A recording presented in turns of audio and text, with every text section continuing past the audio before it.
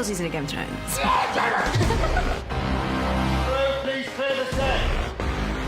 You can actually use a whole episode just in anticipation. She's a sassy lady. Brianna Toss!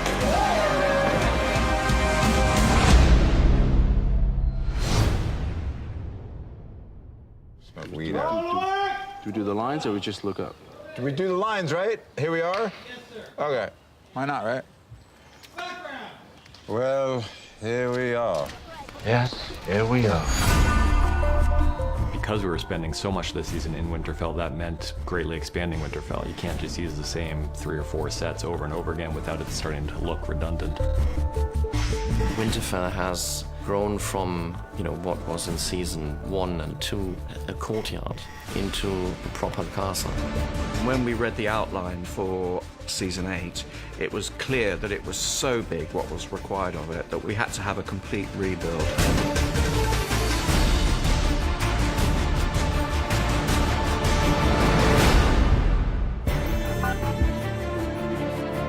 What was added for this season was the North Gate and the battlements and the North Courtyard because of the attack was going to come from the north.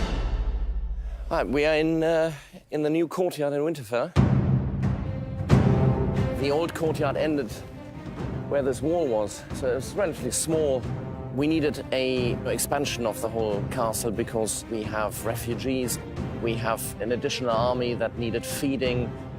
We took the old Winterfell model.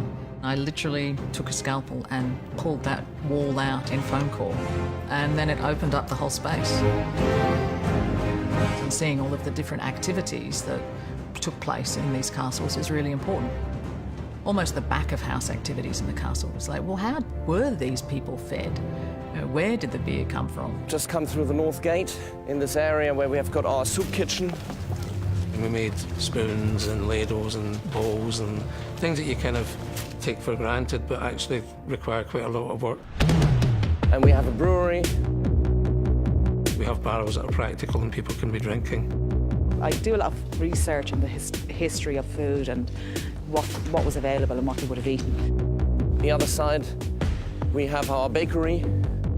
We would have breads that were made fresh and ones that were treated so that they wouldn't disintegrate after a couple of days. In working on a set that looks good in every angle, that's what gives you the options, You could literally go from one side of Winterfell, upstairs, downstairs, into towers, out of towers, and create these long continual shots. It was very, very exciting. I mean, there's so many layers, levels, which opens up a lot of chances of moving the camera through those after our characters. So what Deb did and her team was to create these incredibly realistic environments. If the actors are in an environment that seems real to them, it's much easier to get a good performance. Go inside and you're completely transported. You have to remind yourself by knocking on the walls, and then you can hear that it's fake.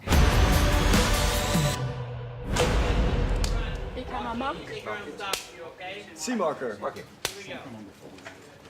And action. Turn. Go.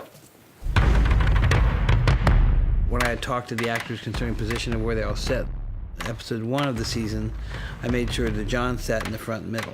He was, in a sense, rallying the troops that we have to get behind Dany Targaryen. When Jaime comes to Winterfell, she definitely took the role and took the queen's position. When I was a child, my brother would tell me a bedtime story about the man who murdered our father. It's an absolute trial, but it's fueled by this fact that no one wants her there. It's fueled by her needing to say, this is me in the boardroom, this is me at work, and I'm gonna show you how I work. I promise to fight for the living. I intend to keep that promise. David Nutter, he has the most enormous respect for actors. I mean, as do I. I couldn't possibly do that. Sitting in front of this camera is difficult enough. Once we get on set, he will have a director's rehearsal with the actors before the scene, and then we go for it. Go ahead, go, down and go. Watch her go, then she walks away, and then you'll drive right down the ground. I know Sir Jaime. He is a man of honor. For Brienne, I think it's in some ways the most complicated feeling of all because she's feeling things that she can't really process. It goes all the way back to the beginning of their relationship when he kind of jumped in the line of fire for her. Without him, my lady, You would not be alive. Brienne's a very naturally shy person, and she stands in front of that room and she puts herself on the line. And it's almost like a declaration of love. And that means a lot to Sansa because she believes in Brienne. So if Brienne vouches for him, then that's good enough for her. I trust you with my life. If you trust him with yours, we should let him stay. What does the Warden of the North say about it? That's the first scene we see him after he's heard all the information from Sam. We need all the men we can get. And so I think even the fact that Jaime Lannister's here, he's sort of just not really in the room. The moment that Jon found out that he started to cool off with her, that was really the kind of thing in which he was avoiding her.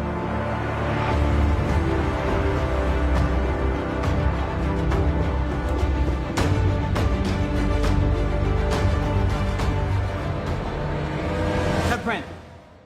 16 off the okay, Joe? Yeah. Okay. Okay, ready, and... In David Nutter's words, he was getting Winterfell ready for battle. And by the time Miguel would arrive in episode 3, the battle was beginning.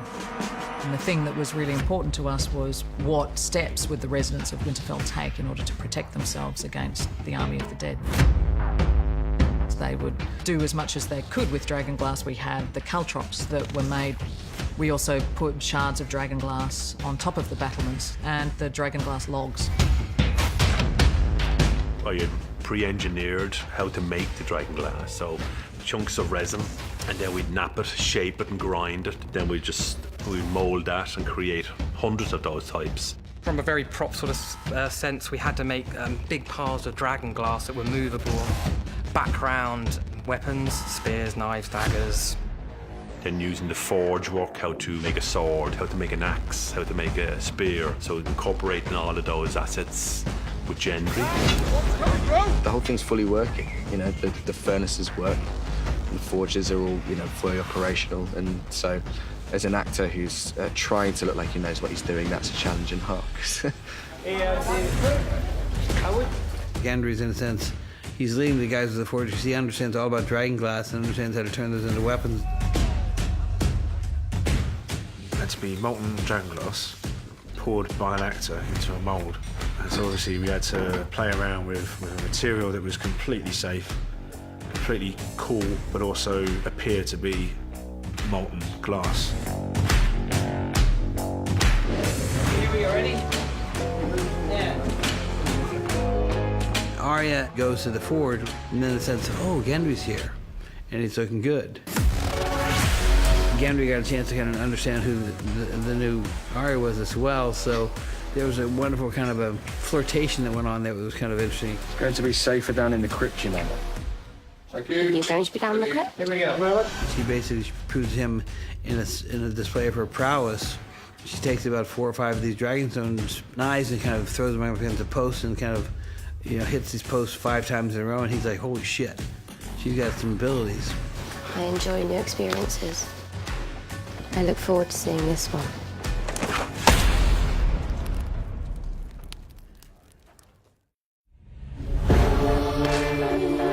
The library in Winterfell was something that I was very excited about designing, and it is a beautiful space. We wanted to make it look slightly different from all the libraries that we've done before. They're not great readers in Winterfell. We added little details like, these dire wolf heads. The wolf heads in the Winterfell library were just a bonus, really. We built these beautiful hammer beams, and it was Halka's idea to put the wolf heads on the end of those hammer beams. So Darren, our sculptor, sculpted those little wolf heads. We took the sigil and just tried to develop it into a 3D world. And then we made a small model in clay to look like a carved wood, because it was going to go at the end of a piece of timber. If the audience picks up on them, that's fantastic. If they don't, then they enrich the set in another way. Ready? Yeah, sure. Lady Sansa, I was hoping we could have a word. Alone.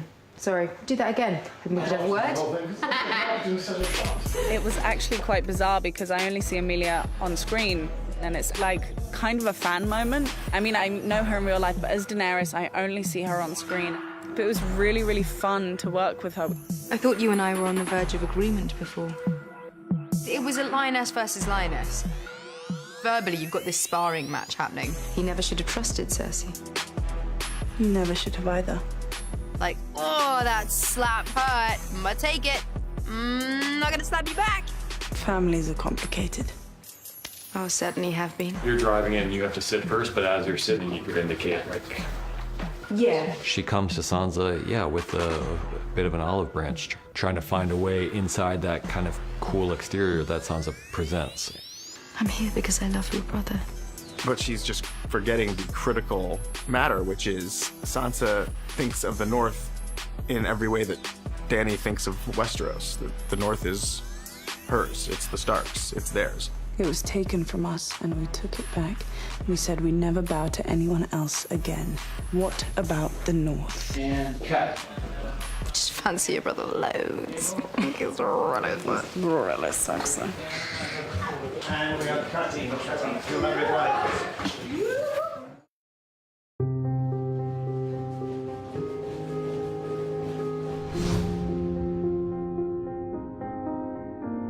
The way we had to light the night courtyard meant we had to dig trenches through a very thick World War II concrete lane for the megawatt power that we had to pipe in from the Jennies.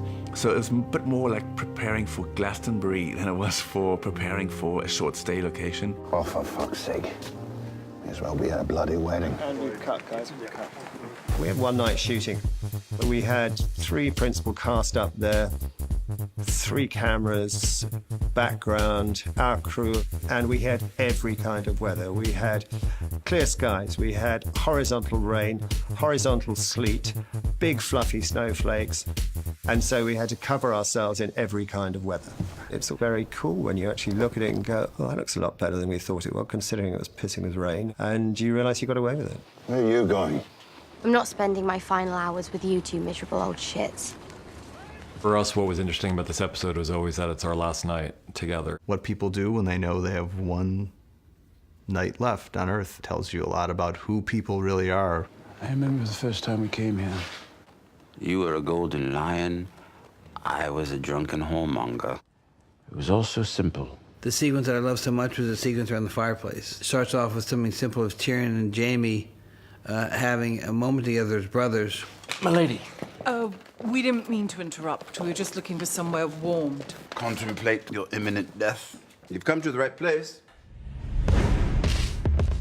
We have all invested so many years in these characters that, yes, we can actually use a whole episode just in anticipation of what's going to happen.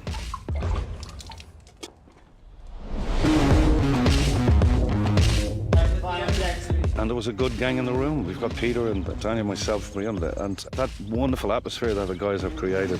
Figured I could wait to die freezing my balls off out there, or wait to die nice and warm in here. For Tormund, the best thing to do is to drink and to try to enjoy life. And of course, life is love, and love is Brienne. So he's just hanging around, trying to show her why he's the best guy ever. They call me Giantsbane. Want to know why? I've now watched it probably 300 times, but I still always laugh when Tormund starts telling his backstory. That's how I got so strong. Giant's milk. Partly in the way that Kristoff portrays Tormund, and partly in the reactions of the other characters listening to him. Part just in the way that Tormund chugs the goat's milk there. It's really pretty incredible. And he was really chugging milk. Maybe we'll have that drink.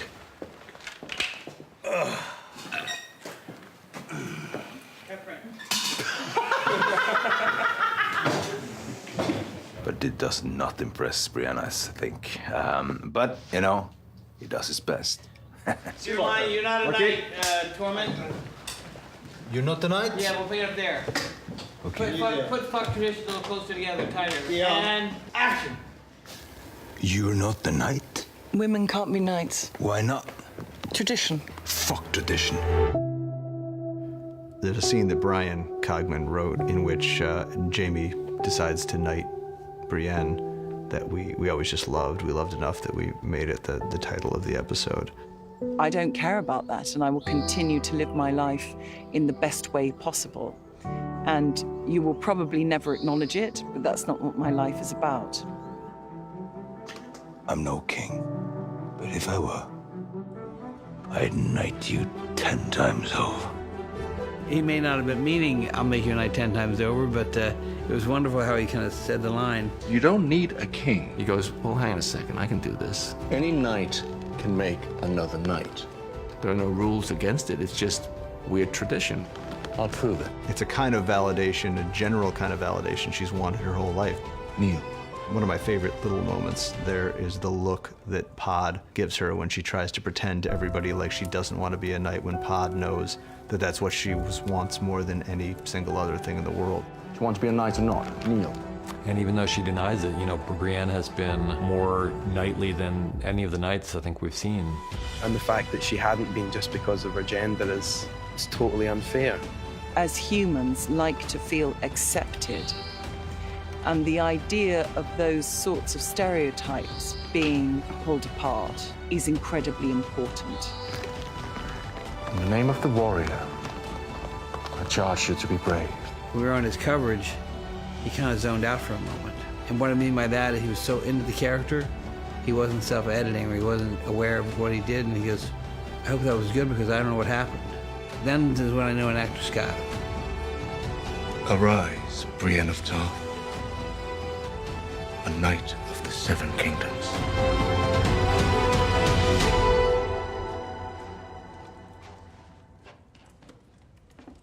Living your life exclusively for the well-being of others in service of an idea greater than yourself. I am delighted that Brienne is recognized for that.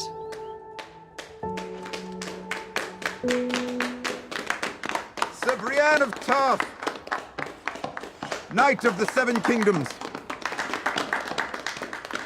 She deserved it. She really deserved it.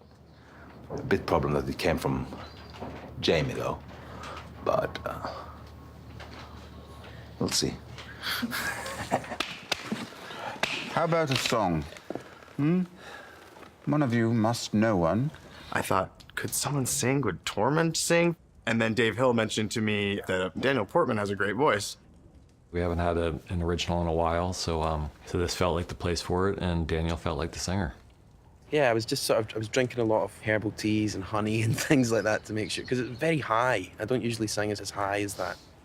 The person we hadn't seen for a few beats was Pod, so on Terrence's close-up, profile close-up, Pod enters frame as the camera kind of finds him, and he starts to sing. Mark it. High in the halls of the kings who are gone, Jenny would dance with her ghost. What's cool is I wanted to shoot it, as a continuous shot. It was great because he kept in tune and rhythm for a long time. The ones she had lost and the ones she had found. What I really wanted that episode to be was a love letter to the characters, because I love them so much. In most of the scenes of that episode, it's really these characters in a room sharing their humanity. The ones who'd been gone for so very long, she couldn't remember their names. I pledge to fight for the North, and I will fight. Spun her around on the damp old stones, spun away. Your father told me how to do what's right. This is right. And she never wanted to leave. Never wanted to leave. Never wanted to leave. Never wanted to leave. Never My name. wanted to leave. My real name Never wanted to is Aegon Targaryen.